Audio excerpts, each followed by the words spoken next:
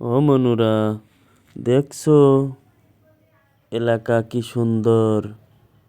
এই এলাকায় অনেক গুড় হয়, দেখছো তোমরা?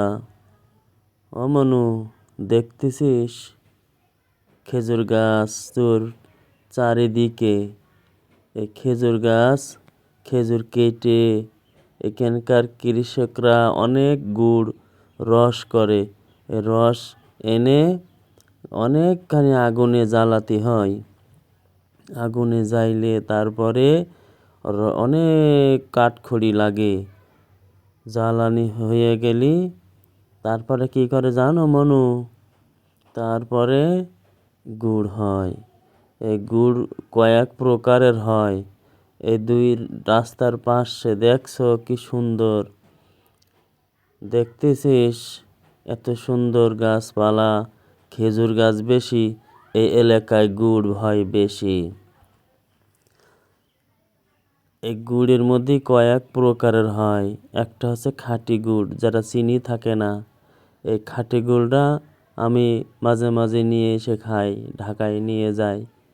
এই মনে করছো কৃষকরা আরামে থাকে? কৃষকরা কত কষ্ট করে তুমি জানলে তুমি অবাক হয়ে যাবা। এই দেখতে থাকো এই কৃষকদের কষ্টের সেই কাহিনী।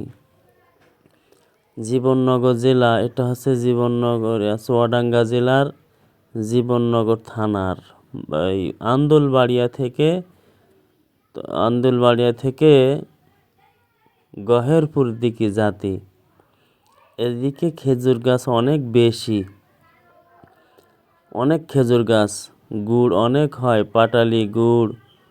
এবার পাটালি থেকে হয় পিঠে। তোমরা তো পিঠে খাও, মনে করো কত মজা, কিন্তু মজা যে আনতে যে কত কষ্ট করতে হয় কৃষকদের, এটা তো জানো না তোমরা। এরম রাস্তা কোনে পাবা দেখো দিনি? চারিদিকে চারিদিকে খেজুর গাছ। এই দেখছো খেজুর গাছের অভাব নেই, শুধু খেজুর গাছ। এত সুন্দর খেজুর গাছ থুয়ে কি রস না খেয়ে পারা যায়? সবাই ভালো থাকবেন। গুড় রস খাওয়ার দাওয়াত রইল। ওকে, ধন্যবাদ।